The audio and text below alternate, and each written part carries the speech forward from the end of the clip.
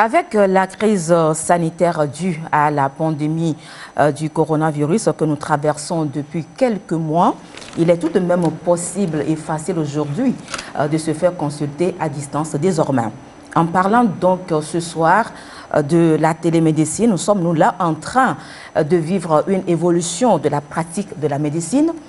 Quelle est l'utilité de la télémédecine et quels sont ses avantages?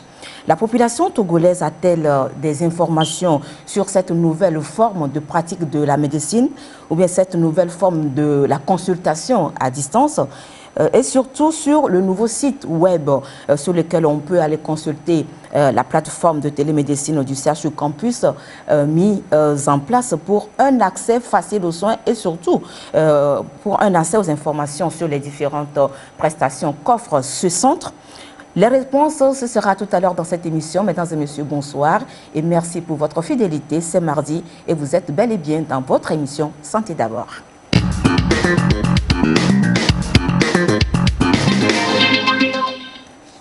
Voilà, pour vous aider à mieux comprendre le concept de la télémédecine, il n'y a pas mieux qu'un spécialiste du domaine pour nous en parler. Et justement, nous avons sur le plateau le professeur agrégé Fofo Toussaint Kokou Adambounou. Il est le responsable de l'unité de télémédecine du CHU Campus. Il est médecin radiologue, nucléaire et biophysicien, spécialiste en télémédecine. Professeur Adambounou, bonsoir, comment allez-vous? Bonsoir Madame Carole, merci pour l'honneur que vous me faites de m'inviter encore sur ce plateau pour éclairer les téléspectateurs sur le thème qui va nous réunir cette nuit. Très bien. Alors, merci donc de nous apporter ce soir des éclairages sur ce qu'on entend par la télémédecine et surtout sur l'existence de ce site web que vous avez créé pour pouvoir avoir accès à la plateforme de télémédecine au niveau du CHU Campus de Lomé. Merci donc d'être là avec nous ce soir et c'est un plaisir de vous recevoir dans cette émission. C'est un plaisir partagé. Merci beaucoup. Alors, pour la première question, bien évidemment, vous vous demandez certainement ce qu'on entend par télémédecine. Nous allons poser la question spécialiste qui est là avec nous ce soir. Professeur Adambounou, qu'est-ce que la télémédecine? Merci beaucoup Madame Carole Péto. La télémédecine, pour la définir simplement, je pourrais dire que c'est l'utilisation des technologies de l'information et de la communication pour pratiquer la médecine à distance. Alors ça c'est une définition, je vais dire assez moyenne, mais la télémédecine, elle est définie par l'OMS comme la partie de la médecine qui utilise la transmission par télécommunication des informations médicales à distance en vue d'obtenir un diagnostic, un avis spécialisé, un suivi médical ou une décision thérapeutique. Et pour dire être terre à terre, je dirais que la télémédecine, c'est une forme de médecine au cours de laquelle le soignant et le patient ne sont pas dans un même local, où c'est une forme de médecine où il n'y a pas un contact physique entre le soignant et le patient, où le soignant peut être dans une ville ou dans un pays différente de là où se trouve le patient. Alors, je le disais tout à l'heure, on voudrait bien savoir si, avec la télémédecine, on est là en train d'assister à une évolution technologique, si je peux le dire ainsi, de la pratique de la médecine. Oui, une autre façon de pratiquer la médecine? Pas forcément une autre façon de pratiquer la médecine, mais on va dire une évolution de la pratique médicale. Vous savez que de nos jours, l'informatique médicale est entrée dans tous les domaines de la vie de la science. Et la médecine ou la santé n'est pas du reste. Et c'est l'utilisation des nouvelles technologies de l'information pour réaliser la médecine à distance, qu'on appelle la télémédecine. Et donc, qu'on ne veuille ou pas, les habitudes dans tous les domaines de la vie ont été impactées ou ont été influencées par les nouvelles technologies de l'information et de la communication. Et en médecine aussi, les nouvelles technologies de l'information et de la communication ont amené une nouvelle approche de la pratique de la médecine, puisque ces nouvelles technologies de l'information et de la communication ont permis d'abolir les distances. Voilà, aujourd'hui, vous pouvez être là et puis avoir des informations en temps réel de quelqu'un qui est en France. Il peut vous voir. Et les mêmes avantages de cette nouvelle technologie d'information et de la communication sont utilisés en médecine pour des biens. Mais je reviendrai peut-être là-dessus pour vous dire les conditions dans lesquelles la télémédecine doit être réalisée, parce que la télémédecine ne vient pas remplacer la médecine conventionnelle, la médecine traditionnelle. Elle va être sollicitée en cas de besoin, en cas de nécessité. Très bien. C'est vrai qu'aujourd'hui, les aéronautiques sont au cœur du développement du monde. Et donc, on ne peut pas aujourd'hui se passer des aéronautiques, c'est vrai. Et je suis d'accord avec vous. Mais dites-nous, si je vous posais cette question, quel est l'objectif ou bien l'utilité de la télémédecine? C'est vrai que vous avez déjà effleuré une grande partie de ce que la télémédecine peut nous apporter. Mais une question banale, un élève vous approche dans la rue et vous demande, professeur, on parle de la télémédecine, quelle est son utilité? Qu'est-ce que vous allez lui répondre en un français facile? Oui, alors l'intérêt de la télémédecine, c'est quoi? C'est l'équité de l'accès aux soins de santé. La télémédecine permet d'avoir une équité d'accès aux soins de santé. C'est-à-dire que quand je suis à Dapaon, que je puisse avoir que l'équité d'accès aux soins de santé, que un citoyen de Dapaon puisse être la même pour un citoyen de Lomé. Les médecins spécialistes ne sont pas dans toutes les régions du Togo. Et donc, avec la télémédecine, on peut être à Dapaon ou à Saint-Cancé, dans une ville très éloignée de Lomé, et avoir accès à la compétence et à l'expertise d'un spécialiste qui peut-être est unique, qui est le seul dans le pays. L'autre intérêt de la télémédecine, c'est de pouvoir optimiser la qualité des soins.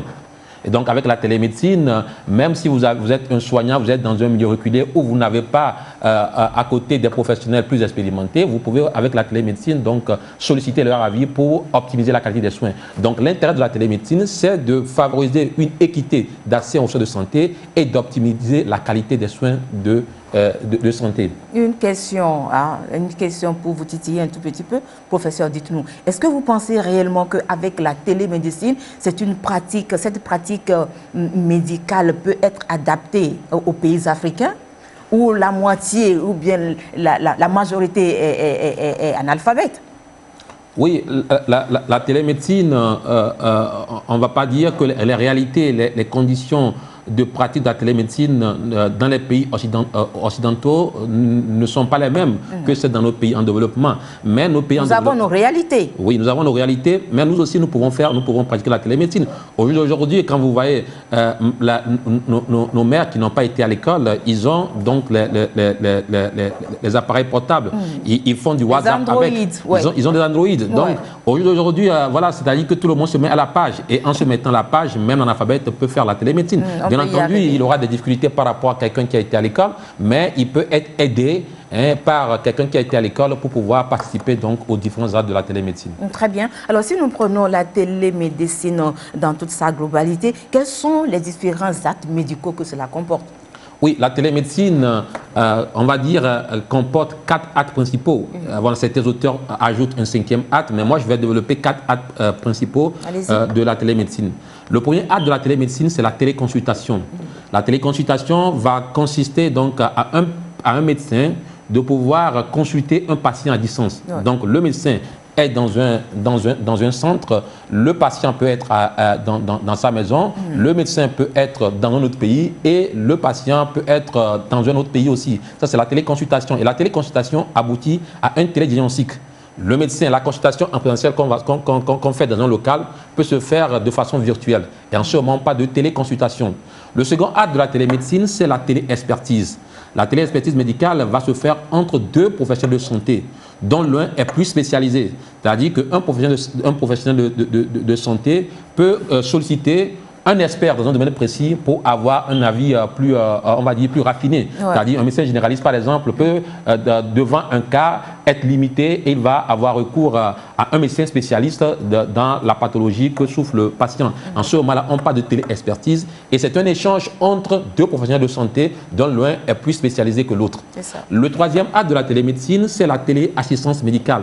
Là, vous avez donc un professionnel de la santé qui est moins qualifié, qui est dans une zone reculée, mais qui a besoin de l'assistance d'un professionnel plus qualifié pour réaliser un acte sur le patient. Aujourd'hui, par exemple, vous avez donc, on parle des respirateurs. On peut être à l'intérieur du pays et ne pas bien savoir l'utiliser. Et donc, les professionnels, ceux qui ont été formés, qui sont peut-être à l'hôpital chinois, à l'hôpital de Kégué, peuvent rester à Kégué et donc les amener à utiliser l'appareil sur les patients. En ce moment, on parle de la téléassistance médicale. Généralement, ça se fait entre un médecin et un paramédical. Le quatrième acte de la télémédecine, c'est la télésurveillance médicale. Là, ça va consister donc à surveiller un patient à distance. Oui. Vous avez un patient qui est dans sa maison, qui a été déjà fait consulter et qui est à la maison, qui a peut-être un infirmier à côté. Il prend les données, les informations, les constantes, les éléments et le médecin qui est à distance le surveille. Donc, ça peut se faire également entre deux structures où le patient est dans une autre structure de santé, le professionnel de santé est aussi dans une structure de santé. Pour des raisons de pénurie, par exemple, il peut regarder le patient dans sa chambre d'hospitalisation, suivre ses constantes, lui donner des consignes. Et en ce moment-là, on parle donc de télésurveillance médicale. Donc, voilà les 4 principaux actes de la télémédecine, que sont la téléconsultation, la téléexpertise médicale, la téléassistance médicale et la télésurveillance médicale. Mais certains ajoutent aussi un 5e acte qu'on appelle la régulation médicale ou la réponse médicale et qui, en réalité, à mon avis, n'est pas vraiment de la télémédecine. Ok, merci beaucoup. Alors, nous allons évoluer dans cette émission avec le tout premier sujet. Alors, c'est vrai que la télémédecine existait depuis, mais elle est beaucoup plus sollicitée ces derniers temps à cause des restrictions imposées par la pandémie au nouveau coronavirus.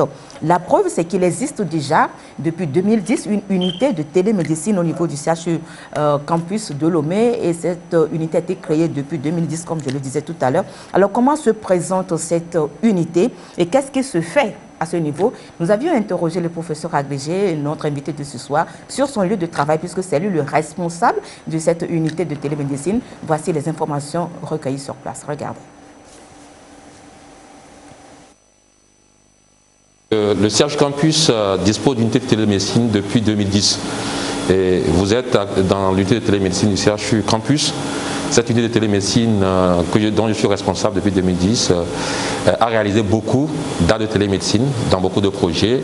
Comme vous pouvez le voir, nous avions eu à faire donc des télééchographies avec le CHR Thiévier.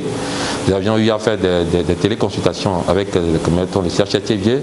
Et il y avait eu des téléexpertises entre le CHU Campus et le CHU Trousseau de Tours en France. Donc, la plateforme de téléimagerie que nous avions mise au point en collaboration avec le CHU de Tours en France a fait l'objet de plusieurs publications scientifiques dont vous avez donc les extraits qui sont sur le tableau. Mais récemment, l'unité de télémédecine du CHU Campus a mis au point une plateforme de télémédecine pour le CHU Campus.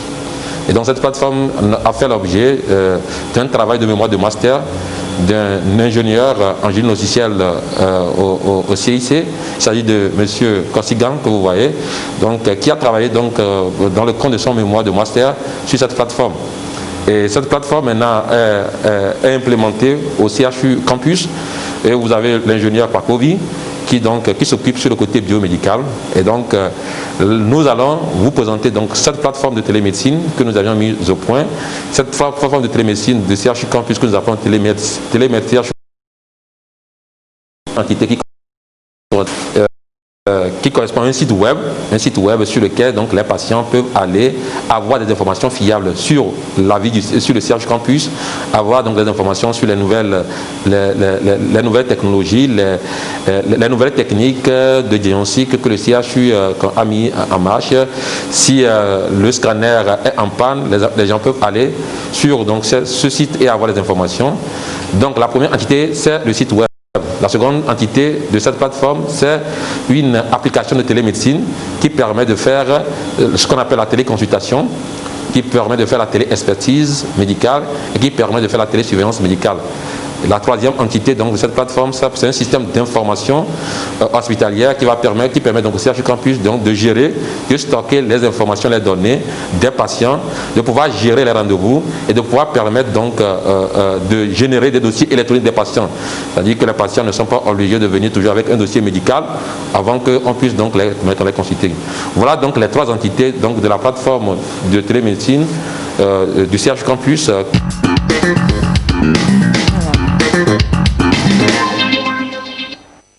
Ok, voilà présenté brièvement l'unité de télémédecine et la plateforme aujourd'hui opérationnelle sur un site web dont nous aurons l'occasion de vous donner l'adresse électronique. Alors, professeur, c'est vrai que c'est depuis 2010 que l'unité de télémédecine au niveau du CHU Campus a été créée, mais dites-nous, depuis 2010, nous sommes en 2020, 10 ans, est-ce que le fonctionnement de cette unité est opérationnel, est effectif, je veux dire?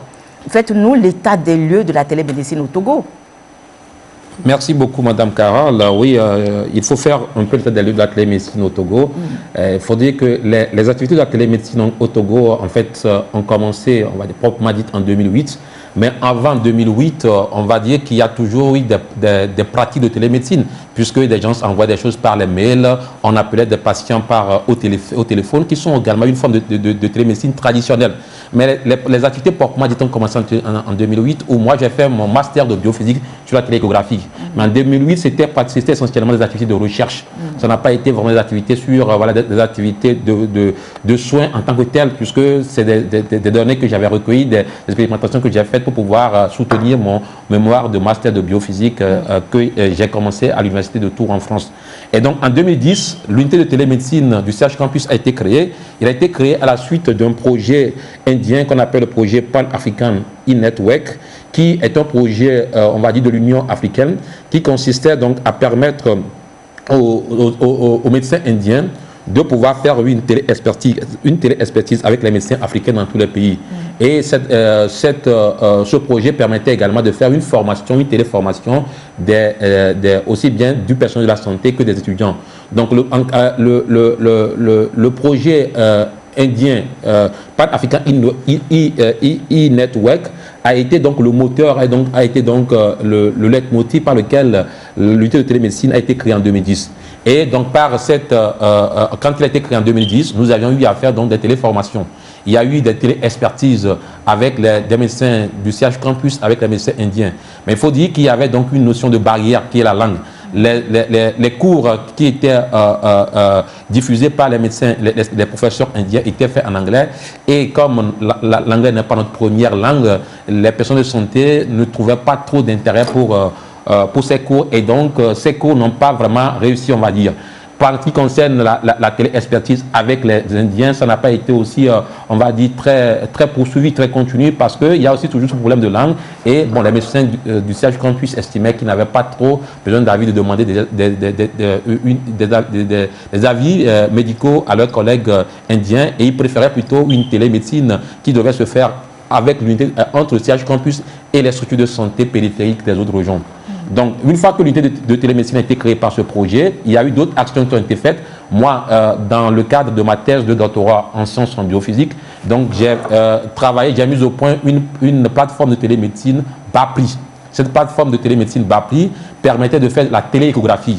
Et nous avions donc au sein de cette unité réalisé des actes de télééchographie, comme vous l'avez montré, entre le CHU Campus et le CHRTV. Nous l'avions dans ce projet de télégraphie, le centre expert était le CHU Campus et le CHU Trousseau de Tours en France. Le site patient était le CHRTV. Et donc depuis Tours, pendant que j'étais en France, des fois, je faisais des échographies à des patients de TV. Et depuis le CHU Campus, nous faisions des échographies à des patients au CHU-TV. Le CHRTV à l'époque n'avait pas de radiologue. Et donc, pour faire même les échographies abdominales, les patients devaient quitter TV pour venir au CHU Campus. Et donc, par rapport avec cette plateforme, nous avions pu donc réaliser certains actes et qui avaient empêché les patients de se déplacer, payer le déplacement, venir prendre un rendez-vous juste pour une échographie abdominale. Cette plateforme de télégraphie que j'ai conçue dans le cadre de ma thèse de biophysique permettait également de faire de la téléradiologie complète. Nous avions eu à interpréter les scanners, les examens de radiologie standard aussi. Cette plateforme faisait également la téléconsultation médicale puisque nous avions eu à consulter certains patients du CHR-Thiéviers avec la plateforme. Elle a été initiée pour faire de la télédermatologie, où nous avions eu donc avec les caméras assises que nous avions utilisées, initier quelques séances de télédermatologie. Nous avions également eu à expérimenter une téléendoscopie digestive, puisque le dispositif d'infrastructure qui a été utilisé permettait de pouvoir donc faire une endoscopie digestive à distance. Et elle a été également utilisée pour faire de la téléformation parce que nous avions eu à former les paramédicaux qui étaient au CHR Thiéviers pour qu'ils puissent faire ce qu'on appelle des fois certains actes d'échographie de débrouillage. Donc la plateforme BAPRI de télémédecine BAPRI que nous avions mise au point dans le cadre de notre thèse de biophysique a été utilisée dans l'unité de télémédecine. Et cette plateforme a fait l'objet de plusieurs publications scientifiques. D'ailleurs, elle nous a permis d'être lauréat du prix jeune chercheur de la Société française de radiologie lors des Journées françaises de radiologie à Paris, en France, en 2010. Nous devenons le premier Africain à être honoré par ce prix qui récompense la qualité des travaux de recherche réalisés par un jeune radiologue dans le cadre de sa thèse de sciences. Et vous pouvez donc, nous avions eu également à faire un atelier de démonstration de cette plateforme aux radiologues africains qui étaient réunis à Lomé en mai 2011.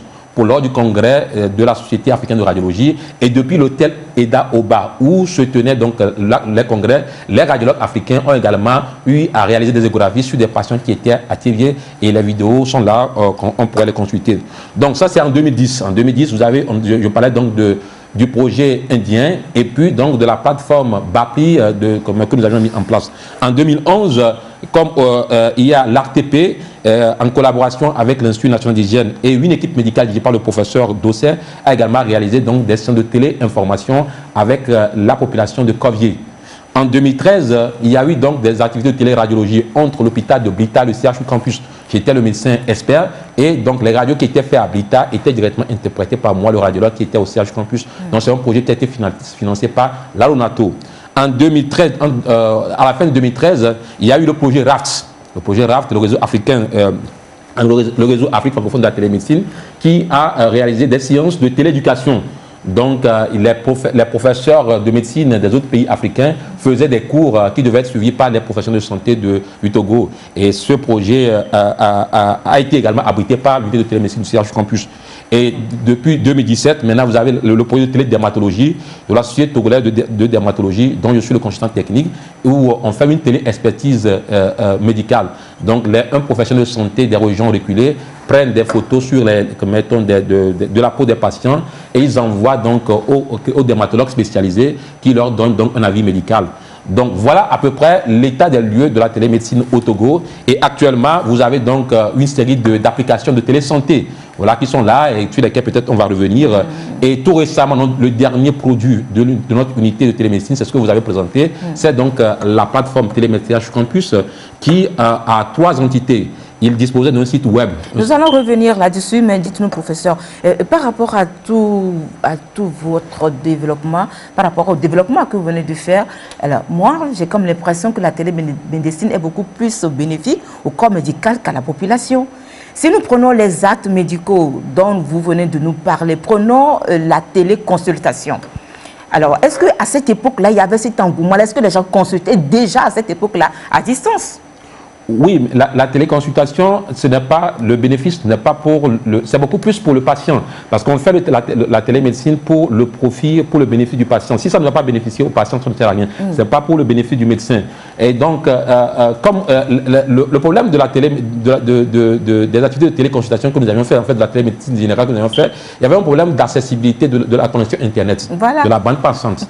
Donc, ce qui fait que ces activités n'ont pas duré dans le temps. Nous avions été aidés par la société Café Informatique pour une première phase en 2010. En 2011, Togo Télécom a mis... Il y a une question qui est réservée pour parler des conditions. C'est-à-dire que je voudrais vous demander si toutes les conditions sont réunies pour que la télémédecine évolue tel que vous voulez le souhaiter. Alors...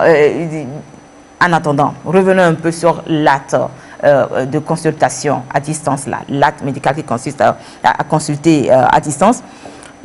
Est-ce qu'on peut prendre une tension artérielle à distance? Est-ce qu'on peut ausculter un cœur à distance? Et encore moins, est-ce qu'on peut examiner des oreilles à distance? professeur? Oui, Madame Carole, vous savez que les choses ont tellement évolué. Avant, quand vous allez prendre une température, qu'est-ce qu'on fait? On prend le thermomètre, on le met sous les aisselles.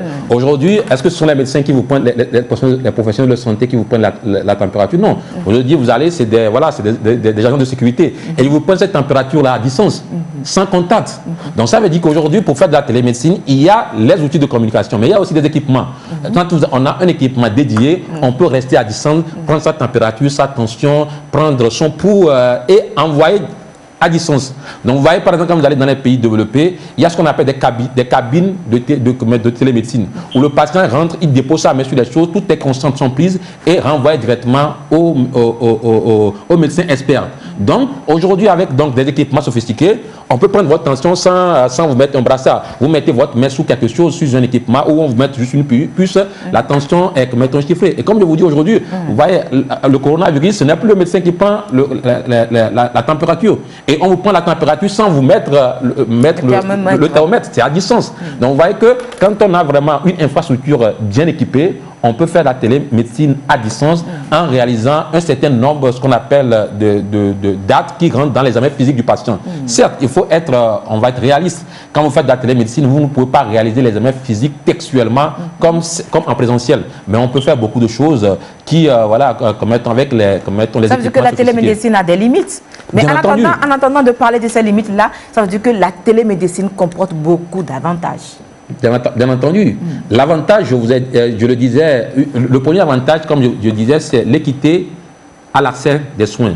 C'est-à-dire que c'est pas parce que je suis à 5 ans que je n'ai pas le droit à une santé, je n'ai pas le droit d'avoir accès au seul expert qui se trouve à Lomé. Avec la télémédecine, donc l'expert qui est à Lomé peut consulter le patient qui est addité à distance, ce qui permet d'avoir une équité d'accès à la santé de soins, une équité d'accès aux soins de santé.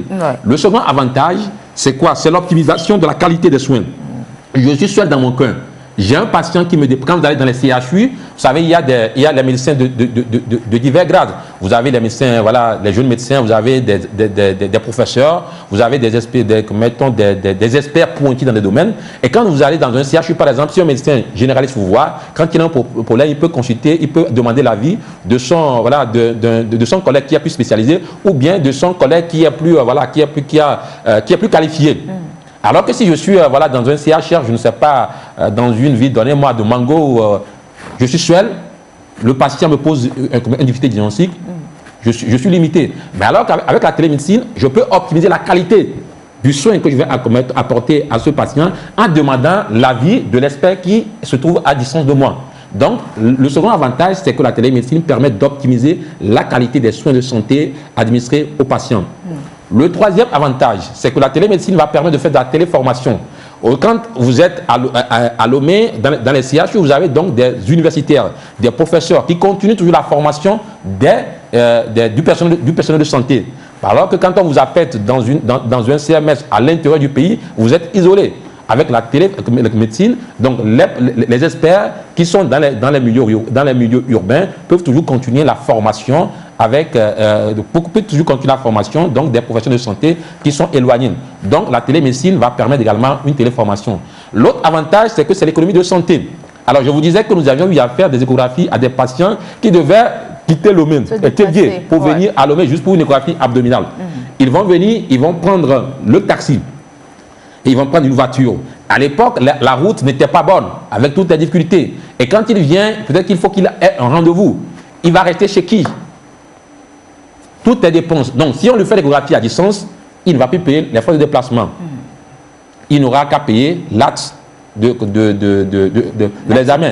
S'il doit venir rester à Lomé et dormir dans un hôtel, j'imagine, ou dormir chez quelqu'un, vous avez un coût. Voilà. Et puis ça permet de faire les choses rapidement.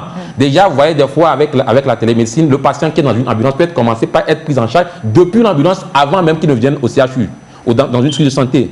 Déjà avec les outils de communication, le médecin expert peut commencer par examiner, peut commencer par prendre certaines constantes du patient avant même l'admission. Et donc, vous voyez que ça permet de pouvoir gagner du temps. Et le dernier avantage de la télémédecine qui s'est révélé dans cette pandémie à la Covid-19, c'est que la télémédecine s'est révélée comme le meilleur moyen pour respecter les mesures barrières. J'espère que nous allons revenir là-dessus pour que je vous montre comment la télémédecine peut aider à respecter les mesures barrières, puisque, comme on dit, télé, c'est la distance. Aujourd'hui, on veut que tout se fasse à distance et on parle de télétravail. Alors, l'un des avantages aussi, ça peut être le fait que les personnes à mobilité réduite aussi peuvent tirer beaucoup d'avantages par rapport à la télémédecine. Est-ce que j'ai montré? Effectivement, les personnes à mobilité réduite qui ont des difficultés pour se déplacer. Alors, donc, s'ils sont dans une structure, où il y a des infrastructures de télémédecine, on peut donc les consulter sans qu'ils ne se déplacent. Ouais. Voyez-vous, ils vont venir, avec toutes les difficultés pour se mettre en rang avec les personnes qui sont, on va dire, bien portantes, les personnes qui ne sont pas handicapées. Et donc, la télémédecine, beaucoup plus, comme vous l'avez dit, pour les personnes handicapées, est un plus. Et non seulement les personnes handicapées, les personnes âgées. Aujourd'hui, dans les maisons de retraite en France, la télémédecine est beaucoup plus utilisée pour ces maisons de retraite. Pour la petite histoire, quand moi j'ai fait ma thèse de doctorat de biophysique en France sur la télémédecine, on m'a proposé un poste de coordonnateur adjoint pour utiliser ma plateforme pour traiter les personnes âgées dans les maisons de retraite. C'est parce que j'aime le Togo que je suis revenu. Mais toutes les commodités qu'on m'a proposées, je ne l'ai pas encore commettre au Togo. Donc ça veut dire qu'aujourd'hui, dans la maison de retraite, dans les pays européens, ce n'est pas tout pour lequel on va mobiliser le vieil homme, la vieille personne, pour l'amener commettre à l'hôpital. Et des fois, on se rend compte que non, il y a plus de peur que de mal. Alors avec les avantages de la télémédecine, déjà, on pourra voir s'il y a vraiment urgence, s'il y a nécessité de pouvoir le transférer. Donc, ok, professeur, non, vous êtes un digne fils du Togo, vous devez aimer votre patrie. Je ne vous vois pas vous inscrire dans la logique de la fuite des cerveaux quand même. Pas du tout, sinon alors, je serais très bien, c'est vrai. Alors, les avantages, le professeur l'a dit, les avantages de la télémédecine sont intéressants et convaincants, et ces avantages nous donnent probablement l'envie d'épouser cette nouvelle forme de la pratique de la médecine, surtout en ce temps du coronavirus. Alors, la grande question, c'est de savoir, est-ce que la population a une petite idée sur ce qu'on entend par télémédecine? Nous avions interrogé certains jeunes qui se sont prononcés sur la question. Regardez. Je n'ai jamais entendu parler de la télémédecine, mais quand même, dans ces moments de Covid-19, je peux toutefois avoir l'idée que c'est grâce à la télévision, généralement à des médias, que la population a des informations, comment adopter des gestes barrières, des mesures de protection, notamment la distanciation sociale, le port de masques, le lavage des mains, autres là. Bon, je peux dire c'est à travers les médias ou la télévision que moi en particulier, je me suis doté de ces informations-là. C'est d'avoir l'idée sur ce que nous appelons la santé. Et on vient de parler de télémédecine. Au loin, en regardant par exemple la télévision, on a beaucoup d'informations qui nous permettra de pratiquer non seulement pour notre santé, mais aussi la non-propagation de la Covid-19. Moi, je n'ai jamais entendu télémédecine, mais quand on veut dire télémédecine, c'est ce que la télévision ou bien ce que les réseaux sociaux disent par rapport à la médecine. Je n'ai jamais entendu parler de la télémédecine et je n'ai aucune idée concernant la télémédecine. Je n'ai aucune notion de la télémédecine.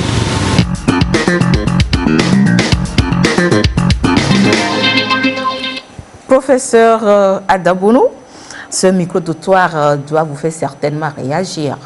Ouais, le constat est là. Ça veut dire que la population n'est pas informée sur la télémédecine.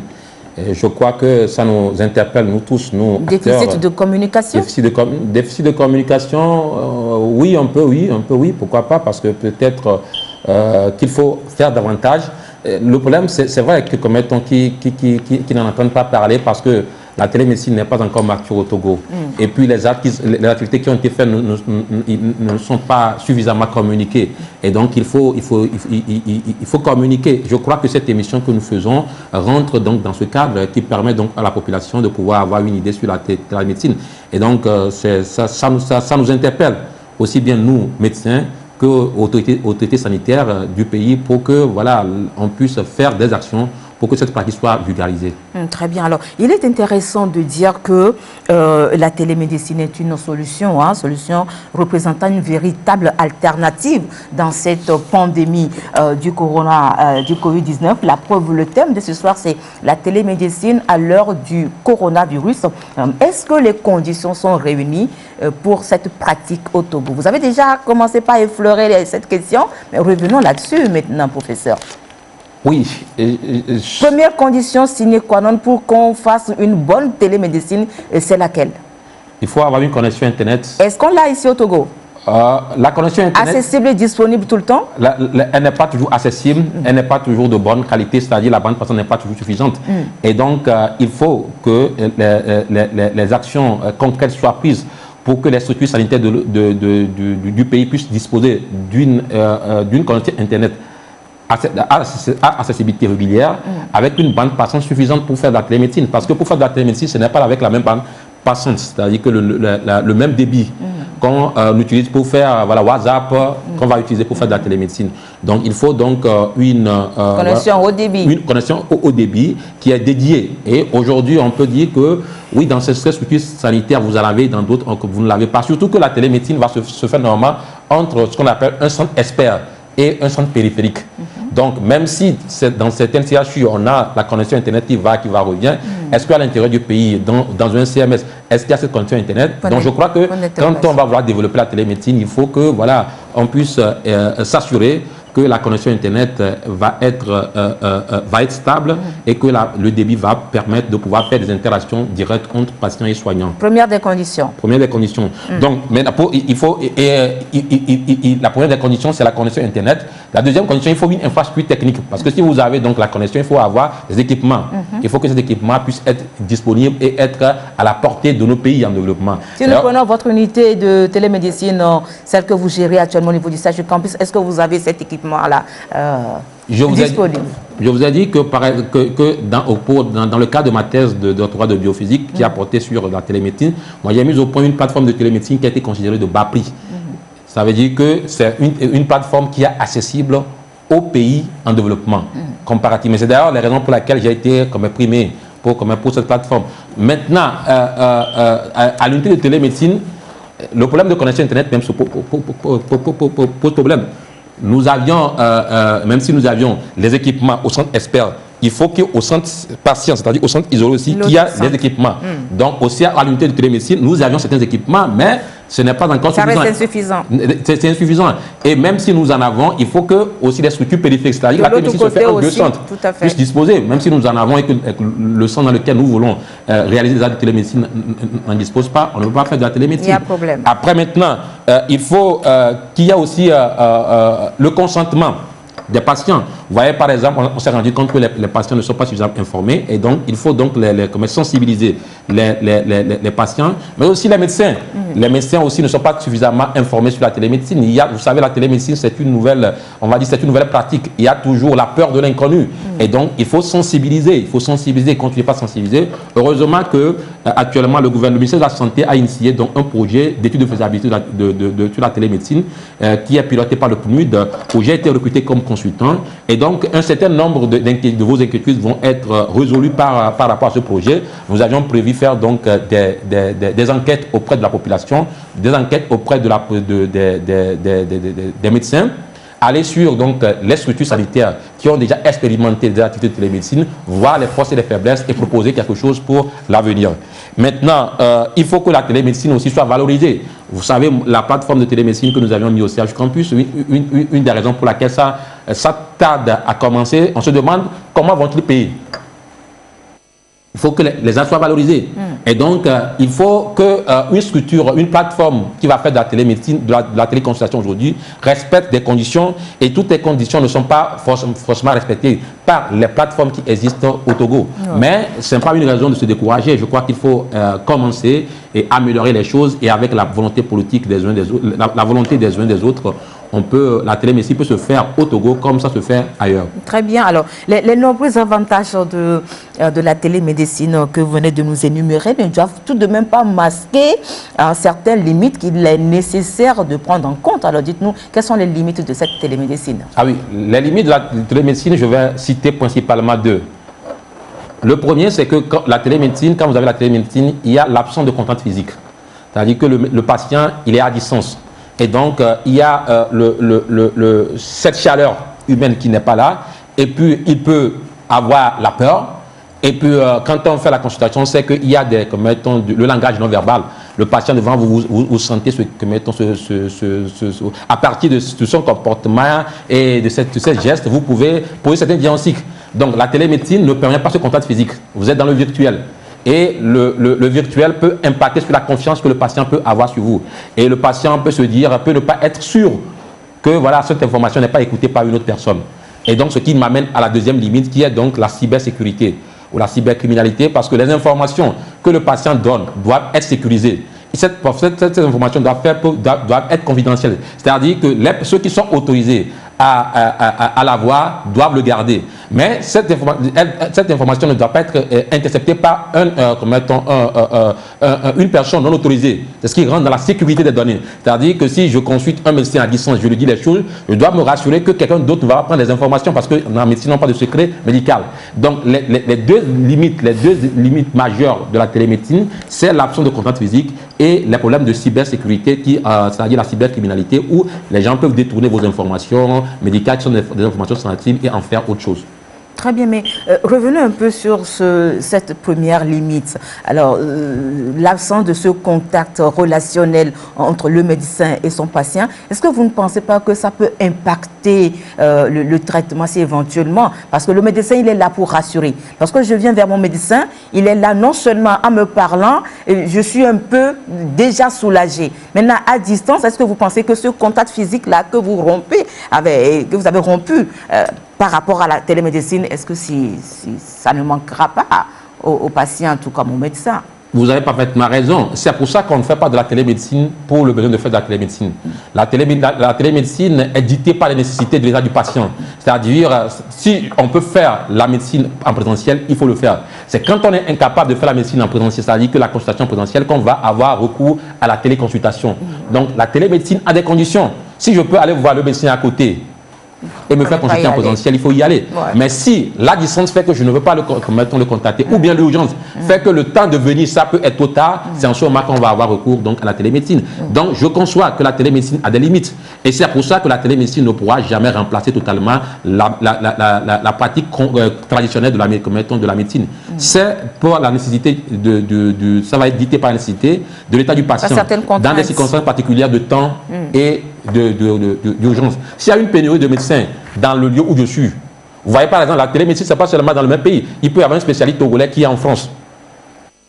Je ne peux pas prendre l'avion pour aller, mais à défaut, s'il peut me consulter à distance, ça va me permettre de pouvoir résoudre un peu le problème. Donc la télémédecine ne vient pas remplacer, puisqu'elle a des limites, elle ne vient pas remplacer la médecine conventionnelle, la médecine traditionnelle, où le contact est important, c'est-à-dire le relationnel, qui joue un rôle important, comme vous avez dit, dans la guérison du patient. Tout à fait. Merci beaucoup, professeur. Alors nous allons à présent découvrir le site web telemedcampus.tg.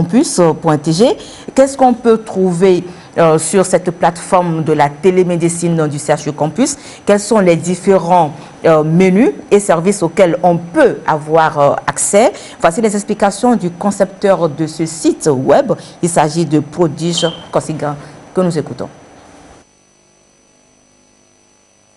Voici donc l'URL qui permet aux utilisateurs de pouvoir accéder au site web du CHU Campus. Et donc cette URL c'est telemedcampus.tg.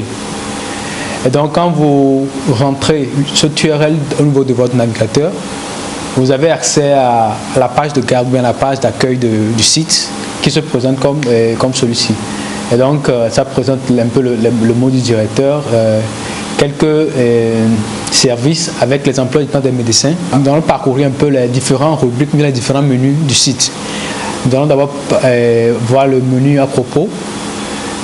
Le menu à propos essentiellement présente l'unité de télémédecine, cette unité-là qui a réalisé ce travail. Ça présente l'unité de télémédecine, le but de l'unité, elle est dirigée par qui et autres. Et donc, également le but de la plateforme, c'est-à-dire la plateforme de télémédecine qui a été développée ou bien qui a été mise sur pied. Cette page-là présente ce but-là également. Il y a aussi le menu service.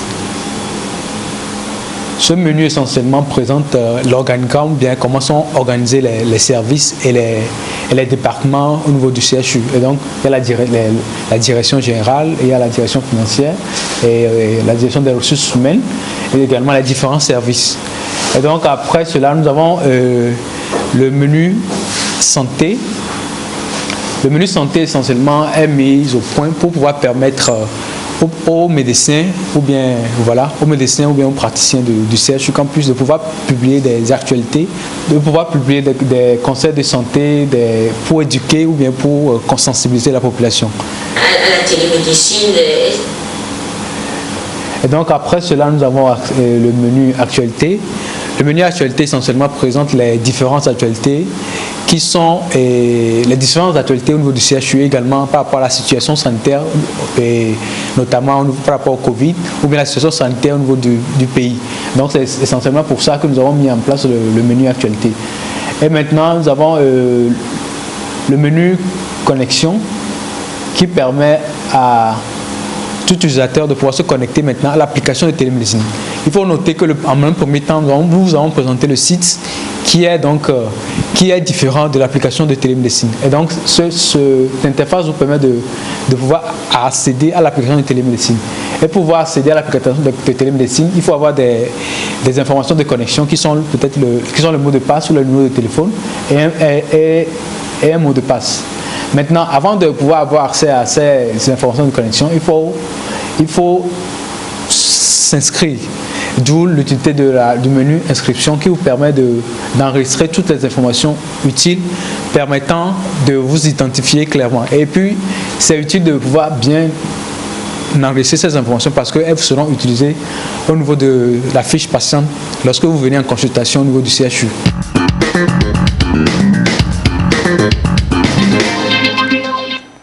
Voilà, professeur, d'autres informations complémentaires pour nos chers téléspectateurs?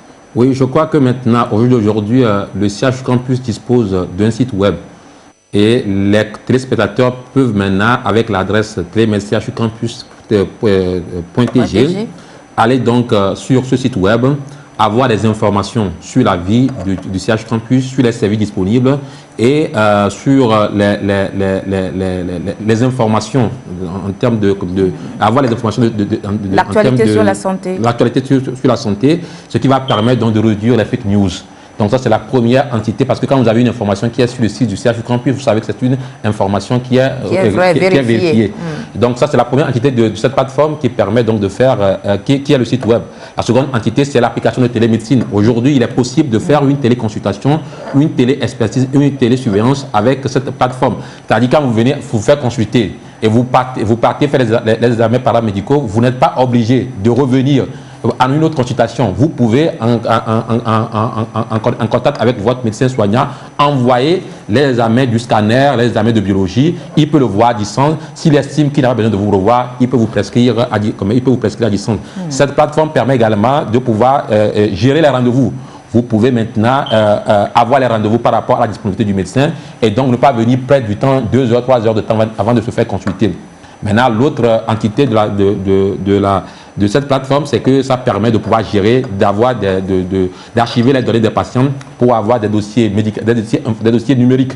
C'est-à-dire que si vous venez, même si vous avez oublié votre carnet de santé, le médecin peut rentrer par rapport dans votre dossier numérisé et avoir des informations. Donc, pour nous remercions la TVT de nous donner cette occasion de sensibiliser donc la population sur cette application qui a été conçue par, comme vous l'avez dit, par un ingénieur que j'ai dirigé au CIC dans le cadre de son mémoire pour devenir ingénieur en génie logiciel. Et donc, ça a été mis gratuitement. Les autres structures sanitaires, aussi bien publiques que privées, qui sont intéressées par cette plateforme peuvent nous consulter. Nous pouvons donc les aider à pouvoir doter parce que ce n'est pas normal qu'au jour d'aujourd'hui, que les CHU du Togo ne disposent pas de site web. Un site web sur lequel les gens peuvent aller voir quels sont les services disponibles, voir quels sont les médecins disponibles, ce n'est pas normal. Je crois qu'à partir de cette expérience du CHU Campus, il faut vulgariser pour qu'au moins tous les CHU du Togo... Cette expérience va faire école, nous en sommes sûrs. Alors nous allons évoluer dans cette émission, professeur. En faisant aujourd'hui sa promotion, est-ce que vous pensez réellement que la télémédecine apportera forcément un plus dans l'amélioration de l'accès aux soins au Togo. Ah oui, mais bien sûr, j'y crois parce que la télémédecine, elle vient compléter, comme je l'ai dit, elle vient compléter la médecine traditionnelle. Et donc, si la télémédecine est faite dans de bonnes conditions, avec des impératifs de qualité, il faut avoir la qualité des moyens techniques qui vont être utilisés, la qualité des moyens de communication, la compétence et la qualification des télé-experts. Si toutes ces conditions sont réunies, et bien entendu, la télémédecine va apporter donc un plus, surtout dans cette pandémie où on parle de télétravail, où on parle de distanciation sociale, où on parle de confinement, où on parle de quarantaine, où la télémédecine va permettre de réduire le contact entre patients et soignants, le contact entre les patients entre eux. Donc vous voyez que non seulement pendant cette pandémie et après la pandémie, la télémédecine va jouer un rôle important puisqu'il va également permettre de résoudre le problème de pénurie de personnel soignant qui sont inégalement répartis. Vous avez 60% de la population togolaise est rurale, alors que 80% du personnel des médecins sont urbains. Et donc la télémédecine, bien entendu, va apporter un plus pour améliorer la prise en charge des patients au Togo. Très bien, merci beaucoup. Alors, comment utiliser la plateforme de télémédecine du CHU Campus de Lomé lorsqu'il s'agit, par exemple, de prendre un rendez-vous avec un médecin, de présenter les résultats des examens demandés par un médecin ou encore lorsqu'il s'agit d'une prescription médicale, c'est-à-dire une ordonnance médicale. Alors, tout cela, comment ça peut se faire? Nous allons écouter donc l'ingénieur Papovi nous expliquer un peu la procédure. Regardez. Donc, par l'option rendez-vous, je me suis connecté sur la plateforme Télémed en tant que patient. Donc, quel est le but de cette page? En tant que patient, supposons que je suis à une distance, à un autre endroit du médecin, je peux à distance prendre rendez-vous de consultation à un médecin. Donc, je me suis connecté. Donc, sur l'option rendez-vous, je peux prendre rendez-vous avec le médecin. Donc j'ai cliqué sur rendez-vous, donc c'est la page là qui m'est ouverte. Donc je prends l'option radiologie et imagerie médicale. Supposons que je souffre d'une douleur dans les os. Je peux prendre l'option là, maintenant demander rendez-vous pour demain peut-être. Demain c'est le 8. Le nom du docteur d'un médecin que je connais dans la radiologie, c'est le professeur Adam Bono. Donc je sélectionne et je désire me consulter pendant la période de 9 heures. Et là, je clique sur « Prendre rendez-vous ». Là, vous voyez, c'est ça qui est affiché ici. Maintenant, je suis dans l'attente de l'acceptation de la réponse du médecin pour être en lien avec lui. Donc, après ça, le médecin va accepter le rendez-vous. Autre menu, c'est « Mes rendez-vous en attente ». Donc, par moment, je peux revenir sur « Mes rendez-vous en attente » pour voir si ma demande de rendez-vous envoyée a été acceptée ou pas. Donc, je suis sur mes rendez-vous en attente, donc c'est la page là qui m'affiche. Donc le rendez-vous que j'ai demandé tout à l'heure n'est pas encore accepté. Donc ça écrit non accepté. Donc autre volet, c'est mes archives de rendez-vous. Supposons que précédemment, j'ai envoyé quelques rendez-vous à certains médecins. Donc l'archive est là. Donc autre volet, c'est de soumettre les résultats. Donc c'est-à-dire à distance, après être reçu par le médecin, il peut me prescrire certaines analyses à faire. Donc je le fais à distance et je l'envoie en image au médecin. Donc ça c'est le menu soumettre le résultat. Donc si j'ai fait une radiologie ou bien analyse de laboratoire, je peux scanner et envoyer l'image par cette page. Maintenant après ça, il y a l'option, la page consultation. Donc ça montre en même temps l'archive des consultations antérieures. Et je peux visualiser une. Par exemple, consultation de 24 septembre 2019. Là, je peux voir ce qui a été fait en termes de consultation. Là, j'ai été reçu par le professeur pour souci de mon Dieu. Et donc, c'est à peu près l'historique de ce qui a été fait. Donc, autre ça, mes examens. Supposons que ces examens ont été demandés. C'est pareil comme soumettre les résultats. Donc, il y a aussi volet ordonnance. Donc, ça veut dire que toujours à distance, lorsque le médecin me reçoit, il peut me prescrire des médicaments. Donc, à distance, il peut me prescrire des médicaments que je dois consulter à partir de cette page. Il peut me dire d'aller prendre tel médicament. Donc, je n'ai pas besoin de me déplacer, quoi. Donc, sur mon ordinateur à distance, je peux voir la prescription qu'il a fait pour moi. Donc, autre volet, c'est l'option chat. Ça, c'est lorsque nous sommes en chat, c'est comme en vidéo en même temps, quoi. On se voit face à face et on parle. Donc à peu près c'est ce que comporte l'option patient de la plateforme Télémed.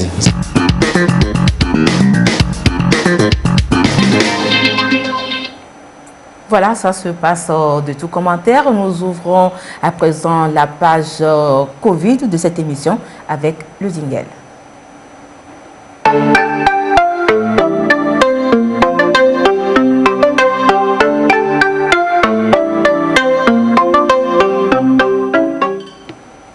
Voilà, l'invité de notre rubrique, c'est le professeur Didier Ekwevi. Il est le président du conseil scientifique. Il se prononce entre autres sur la réouverture de certains lieux de culte et églises et la rentrée scolaire en cette pandémie, en cette période de la pandémie. Nous écoutons donc tout de suite le professeur Didier Ekwevi.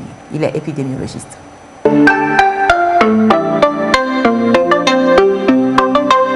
Il n'y a pas de préoccupation toute particulière. La date a été fixée par le gouvernement. Le conseil scientifique a été saisi pour proposer un protocole sanitaire. Et dans ce protocole, il y a des mesures générales. Les mesures générales, c'est le respect des mesures barrières. Ce sont des mesures générales.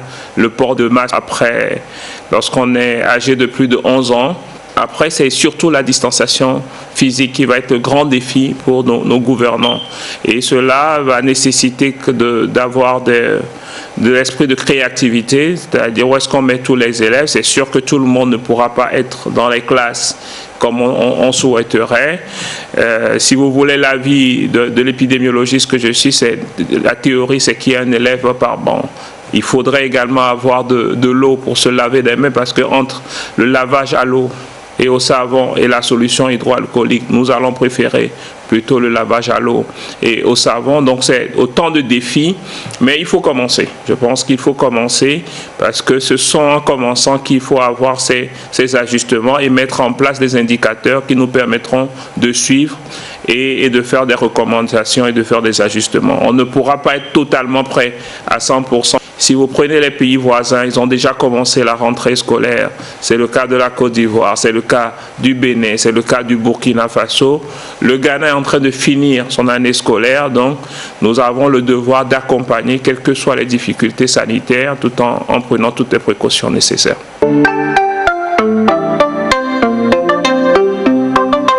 On fait confiance quand même aux responsables religieux parce qu'ils ont manifesté la volonté d'accompagner l'État dans la sensibilisation.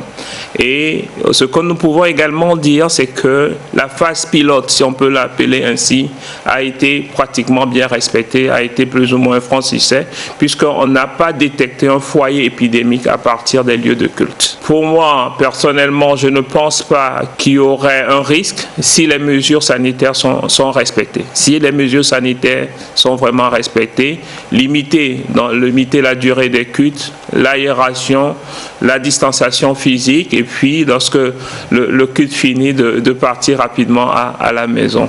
Il faudra probablement l'essayer. Nous venons de transmettre effectivement au gouvernement un avis.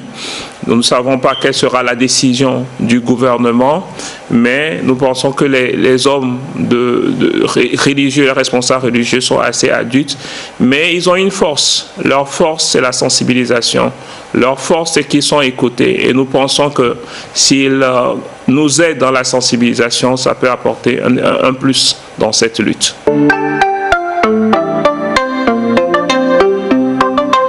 C'est la situation la plus difficile. Aucun épidémiologiste ou bien aucun décideur ne souhaiterait être dans cette position. Tout simplement, c'est parce qu'il y a une entrée massive au niveau des frontières.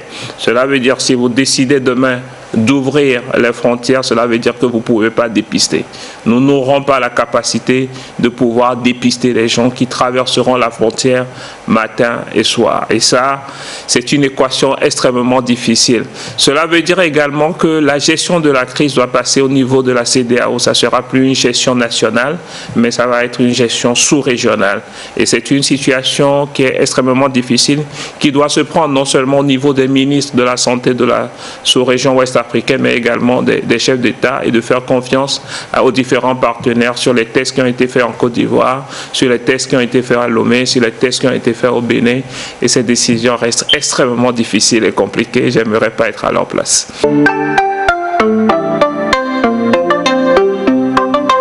Nous venons de dépasser la barre des 100 000 tests qui ont été réalisés.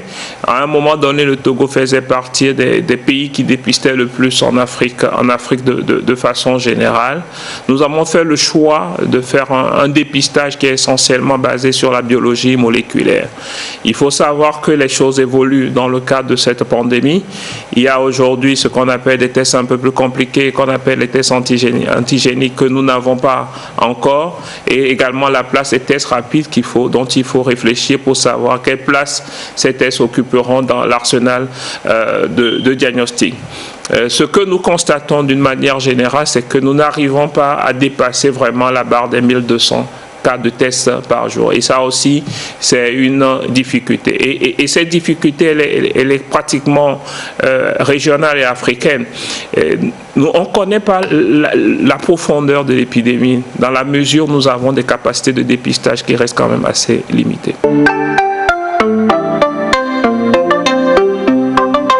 C'est difficile. Moi, je n'aimerais pas accuser la population. Je pense qu'ils ont fait beaucoup d'efforts. C'est de reconnaître que le seul moyen que nous avons aujourd'hui, qui est efficace pour lutter contre le coronavirus, reste le port de masque, reste le lavage des mains, en attendant d'avoir un vaccin.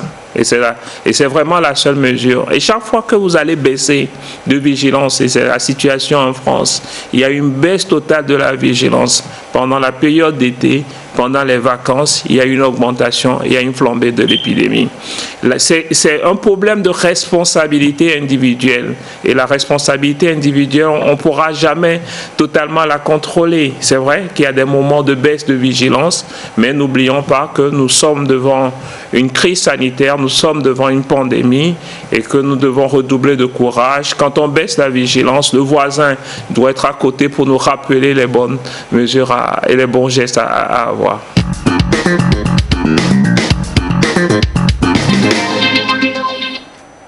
Voilà, merci beaucoup, professeur Didier Koivi, pour toutes ces réponses.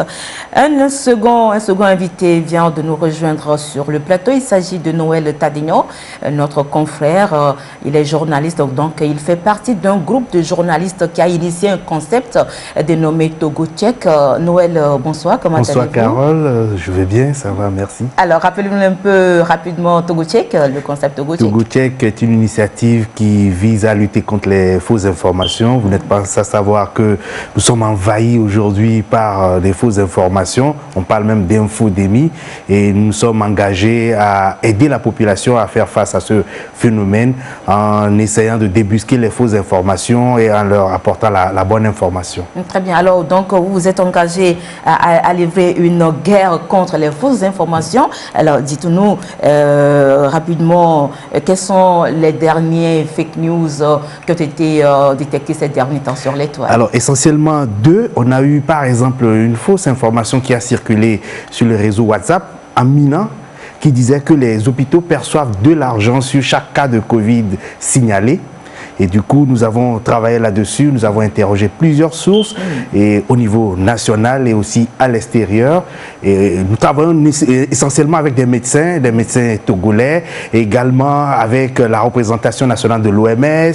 Et parfois, on essaie de contacter d'autres personnes à l'extérieur. Donc, on a essayé de travailler là-dessus. Et tous les médecins qu'on a eus, que ce soit au niveau de la coordination, que ce soit au niveau à l'intérieur du pays, et tout le monde a dit que c'est faux. Et maintenant, l'OMS, la représentation nationale de l'OMS, a aussi insisté là-dessus que l'OMS ne distribue pas de l'argent. L'OMS apporte des appuis techniques aux différents États, mais l'OMS ne donne pas de l'argent aux hôpitaux qui détectent donc les fausses informations et donc qui détectent les cas de coronavirus. Et donc nous avons travaillé là-dessus et on a essayé de remonter, disons, la bonne information qu'on a essayé de distiller aussi par le même canal WhatsApp également. Et alors, cette information débusquée, on n'a pas seulement travaillé là-dessus en Milan. Certes, on a fait une production en Milan, mais on a également travaillé en Kabylie, on a également travaillé en termes et en français pour essayer d'informer la population que c'est faux. On a aussi traité une fausse information. Bon, ça, c'est une reprise parce qu'on a eu déjà à traiter cela 2 fois déjà par le passé. Et la fausse information qui dit que l'oignon aide à guérir de la Covid-19. Et l'oignon, l'ail, c'est vrai que oui, ça intervient selon un certain nombre de spécialistes. Ça aide à booster le système immunitaire, mais l'oignon ne permet pas de guérir de la Covid-19. Et du coup, on a travaillé là-dessus, mais on a essayé de recueillir l'avis de quelques médecins, notamment des médecins au niveau national, et on a eu aussi un médecin burkinabé qui aussi intervient dans le cadre de nos actions, et donc c'est faux. C'est faux le message qu'on a essayé de véhiculer, c'est dire à la population que c'est faux, et scientifiquement c'est pas encore prouvé que l'oignon permet de guérir de la Covid-19, donc on doit faire extrêmement attention, ne pas tomber dans le panneau des fausses informations. Nous sommes envahis par ces fausses informations et donc il faut que nous soyons vigilants. Alors, quelles sont les difficultés que vous rencontrez dans l'exercice de ce travail noble? La difficulté, c'est d'arriver à tomber sur la fake news, parce que nous ne sommes pas dans tous les groupes WhatsApp. Mais les groupes WhatsApp, il en existe une kyrielle. Et du coup, c'est parfois compliqué. Aussi, il est difficile, parfois, il y a certaines fausses informations qui sont diffusées dans les langues nationales que l'équipe n'arrive pas encore totalement à maîtriser. Du coup, ça nous échappe un peu. Voilà un peu les difficultés. Et il y a eu un moment des difficultés liées à l'accès à certains médecins, mais aujourd'hui, c'est réglé. Le ministère de la Santé, de l'Hygiène publique nous aide beaucoup.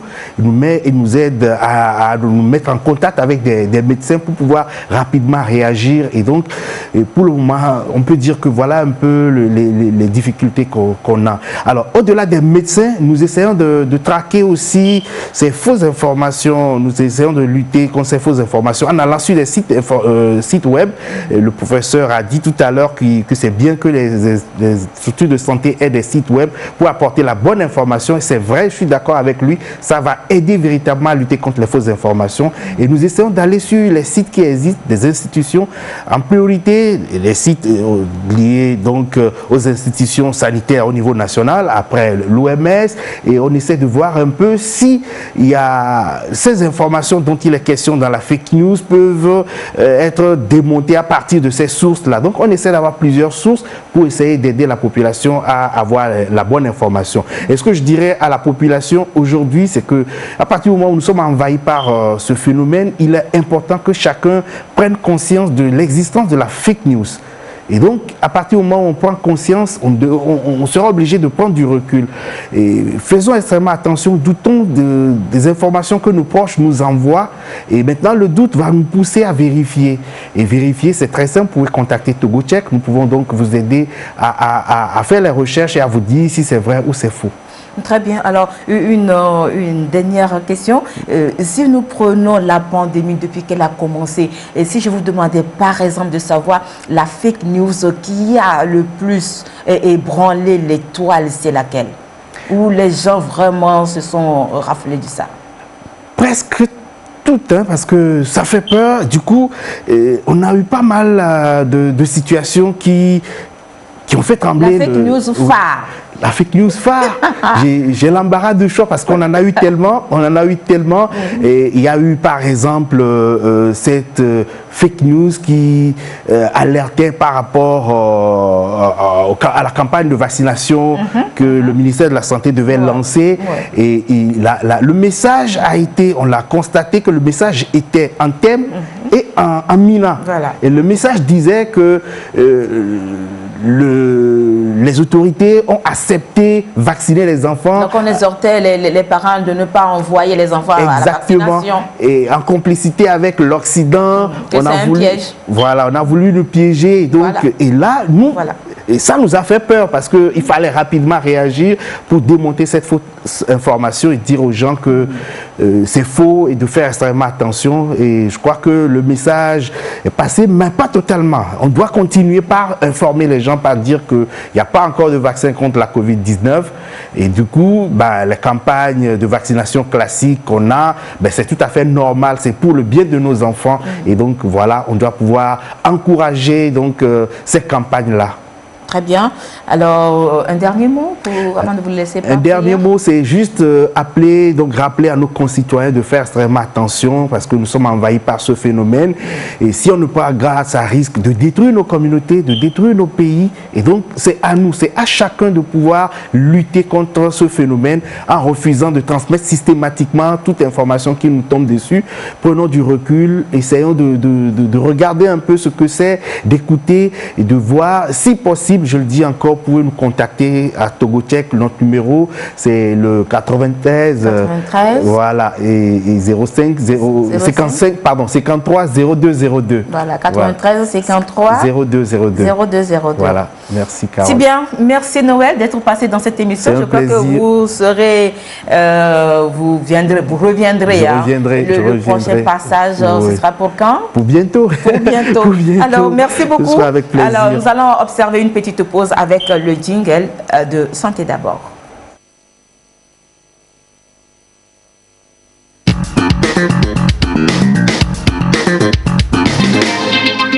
Voilà, nous sommes de retour sur le plateau avec notre premier invité, l'invité principal de cette émission, le professeur Fofo Toussaint Kokou Adambono. Je vous rappelle qu'il est le responsable de l'unité de télémédecine au niveau du CHU Campus de Lomé. Il est médecin radiologue et nucléaire et biophysicien. Alors, professeur, vous êtes médecin, vous êtes donc au parfum de l'actualité. Nous sommes toujours dans la crise sanitaire due au nouveau coronavirus. Alors, la maladie existe bel et bien. Est-ce que les mesures barrières continuent d'être respectées au niveau de votre centre, le CHU Campus de Lomé? Oui, on peut noter qu'il y a un relâchement dans le respect des mesures barrières sur toute l'étendue du territoire. Et donc, il faut avoir l'humilité de reconnaître que dans notre structure sanitaire également, on peut noter un petit relâchement. Mais je crois que le personnel soignant fait son effort pour respecter autant qu'il faut donc ces mesures. Et c'est l'occasion pour moi d'exhorter donc nos collègues à être vigilants, à ne pas baisser la garde pour qu'on puisse réduire les ravages de cette Covid-19. Alors, face à cette maladie qui continue malheureusement par faire des victimes, à la lutte que mène l'État et aux différentes appréhensions, est-ce que vous avez quelque chose à dénoncer particulièrement, vu et constaté? Dénoncer par... À part le relâchement des mesures barrières, ça tout le monde le sait.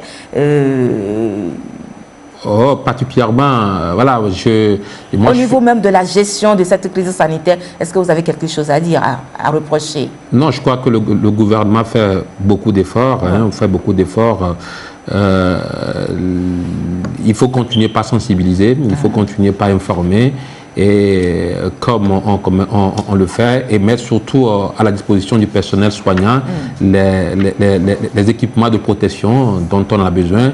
Et c'est une bonne nouvelle d'ouvrir les lieux de culte parce que les pasteurs, je veux dire les vrais, peuvent être utilisés au profit donc de la sensibilisation. Et donc, si la mesure d'ouverture totale est validée par le gouvernement, veiller à ce que dans les lieux de culte, les pasteurs puissent avoir tout ce qu'il faut pour faire la bonne sensibilisation, pour que déjà les églises puissent être également une source de sensibilisation, d'information sur la Covid-19.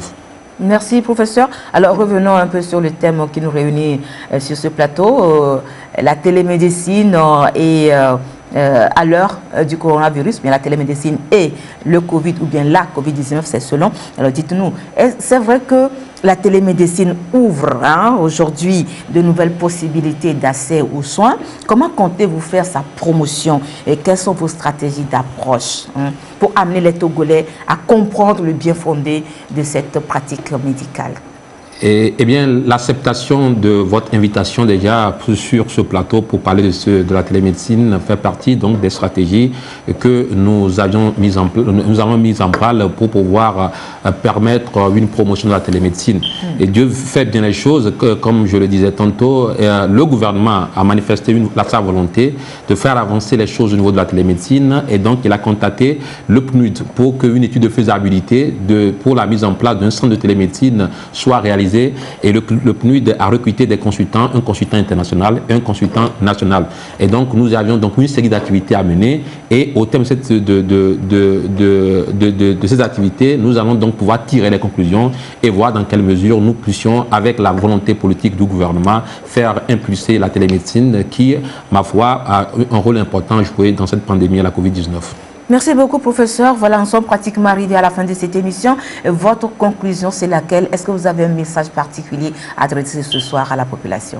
Un message particulier, c'est d'abord d'exhorter la population à pouvoir garder, à être toujours vigilant dans le respect des mesures barrières. Ouais. La pandémie, elle existe bien. Vous voyez donc en Europe qu'il y a une deuxième vague et donc il faut toujours être vigilant, être discipliné. Maintenant, la télémédecine a un rôle très important à jouer dans la gestion de cette pandémie. Il faut que les autorités sanitaires du Togo intègrent donc la télémédecine dans leur stratégie de riposte. C'est important, la télémédecine, elle va permettre de respecter les mesures barrières, le respect de la distanciation sociale. Hein, ça va éviter les contacts entre patients et entre patients et soignants. Et même après la Covid-19, la télémédecine va permettre d'assurer une équité à l'accès des soins de santé et optimiser la qualité des soins des patients où qu'ils se trouvent au Togo. Professeur Adam Bounou, je vous remercie. C'est moi qui vous remercie, Madame Carole. D'être passé dans cette émission de Santé d'abord. Merci beaucoup. On espère vous revoir très prochainement. Avec plaisir. Avec plaisir. Voilà, mesdames et messieurs, c'est la fin de cette émission. Tout le plaisir a été pour nous de vous l'avoir présenté. Merci beaucoup pour votre fidélité et pour votre bonne écoute. On vous retrouve le mardi prochain, mais d'ici là, retrouvez l'équipe de Santé d'abord dans l'émission version Santé d'abord, version Mina, le samedi à partir de 21h15. Mais déjà, vous pouvez revoir cette émission le jeudi à partir de 14h15. Nous disons merci à toute l'équipe technique et donc passez une excellente fin de soirée sur la première. À bientôt. Au revoir.